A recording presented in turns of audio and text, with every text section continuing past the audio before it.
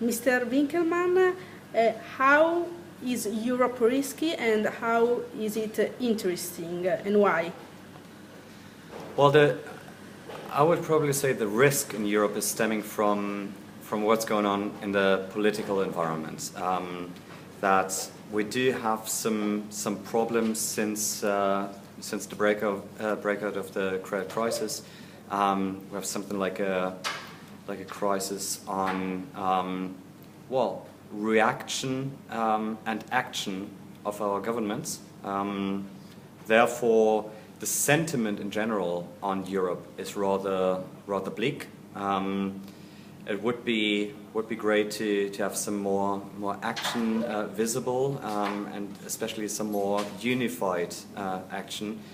But currently, it seems as if the fight is going on many political fronts with many different views, angles, and wishes. So we haven't come to a conclusion yet. You can say the fundament has been built, but now the house on top must come. When it comes to the interest side, I would say that especially the corporate sector in Europe is doing amazingly good.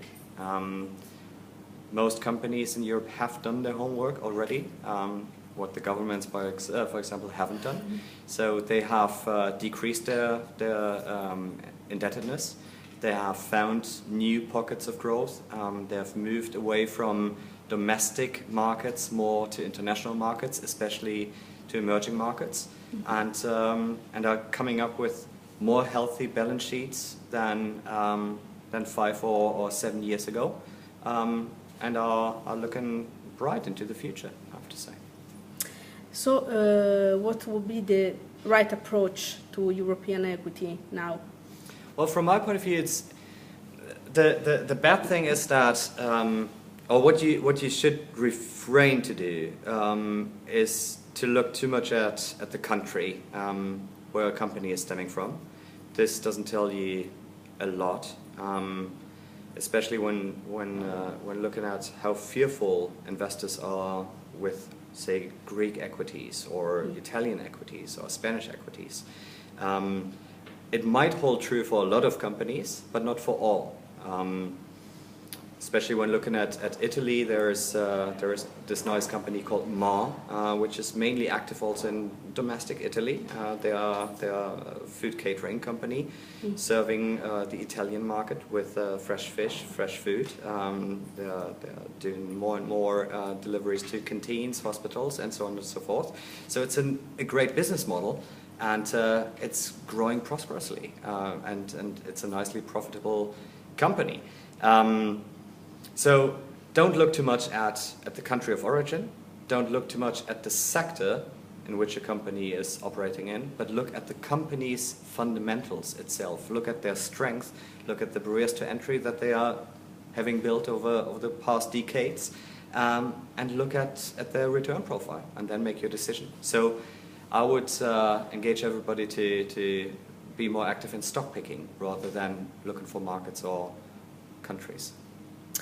Which are your key products on European equity now?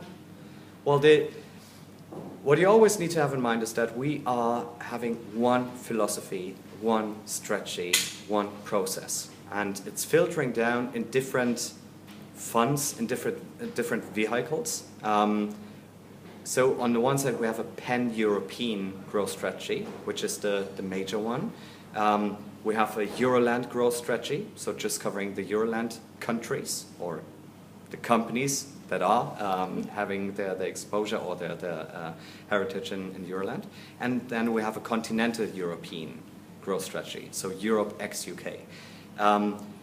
Newly launched to the family within the franchise is the Europe Equity Growth Select, which we launched on 2nd of May already, which is essentially the same philosophy and process again, but with a higher emphasis on what we can do best, which is stock picking.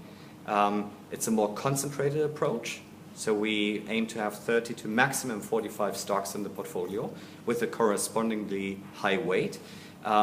So this is the new addition, so something like the new sister or the new brother to the product family. Thank you very much for your time. Thank you.